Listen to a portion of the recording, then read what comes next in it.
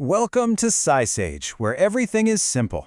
Tonight, we're diving into a problem that I'm betting you know all too well. That nagging feeling that your screens are literally stealing your sleep. You know, we're more connected than ever before, but we're also just more exhausted. So in this explainer, we're going to break down exactly why our favorite tech is robbing us of our rest. And more importantly, share 3 science-backed tips to help you finally reclaim your nights. Okay, let's just get right into it. That tired feeling, it's not just you. It's not some personal failing. It has become a massive, widespread, modern problem. And we're not just talking about one bad night here and there. Nope, this is a pattern, and it's affecting millions of us, especially as we live deeper and deeper in this hyper-digital world. I want you to just take a second and look at this number, 33.1%. Seems specific, right? So, what on earth could that represent? Well, that's the percentage of university students in a recent study who said they had poor quality sleep. Yeah, a full third. And this isn't just about feeling a little groggy the next day. As the research makes crystal clear, chronic poor sleep is tied to some really serious consequences. We're talking about a real, measurable drop in your overall quality of life. So, what's the prime suspect in all of this? Well, all signs point directly to those devices we can't seem to put down. To really get why our tech is so disruptive, we first have to understand the elegant, ancient system our bodies have been using to manage sleep for millennia. Let's break down the science. First up, let's talk about something called your circadian rhythm. The easiest way to think about it is like your body's internal master clock. It's ticking away on a roughly 24-hour cycle, and it's basically the conductor of your entire biological orchestra. It tells your body when to be alert and when it's time to power down for the night. And its number one cue? Light. And that brings us to the star player in our sleep story, melatonin. You might have heard of it. It's often called the hormone of darkness. Your brain starts pumping this stuff out when the lights go down. Now, it doesn't just knock you out like a sleeping pill. Instead, it sends a gentle signal to your entire body that nighttime has officially arrived and it's time to start preparing for sleep. It's the key that unlocks the door to rest. And this, right here, is where the modern problem starts. For thousands and thousands of years, our bodies followed a super simple rule. Sunlight means wake up, and darkness means wind down.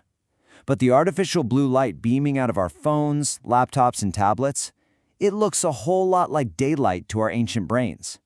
It literally tricks your brain into slamming the brakes on melatonin production, so your body thinks it's still 2 in the afternoon, even when it's 11 at night and you're desperately trying to get some sleep. So you see, we're kind of caught in this biological trap. But here's the really good news. We can absolutely fight back. You don't have to get rid of your technology, not at all. We just have to get a whole lot smarter about how we use it. So here it is, your practical 3-step action plan to take back control of your nights. We're going to break down 3 main tips. First, we'll talk about how to master your light. Second, why it's so important to unplug your brain before you even think about hitting the pillow. And third, and this one might surprise you, why you probably shouldn't trust the numbers you're getting from that fancy sleep tracker. All right, tip number 1, master your light. This is huge. Start by creating a 30 to 60-minute screen-free buffer zone before bed. Just put the phone away. This gives your brain the time it needs to stop processing information and finally start that melatonin production. And as bedtime gets closer, start dimming the lights around your home. For an extra punch, sleep experts say you should try swapping your regular bedroom bulbs for amber-colored ones, which are way less disruptive. And don't forget the other side of the coin. Get some real natural daylight first thing in the morning. It helps lock in your body's clock for the whole day.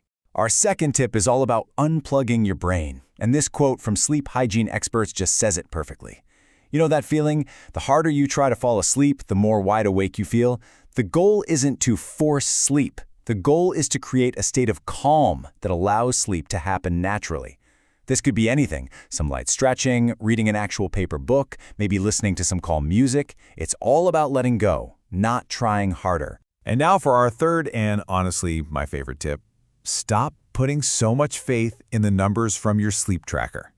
I know, these devices promise to optimize our sleep, but for a lot of people, they just create a whole new kind of anxiety, this obsession with getting a perfect sleep score.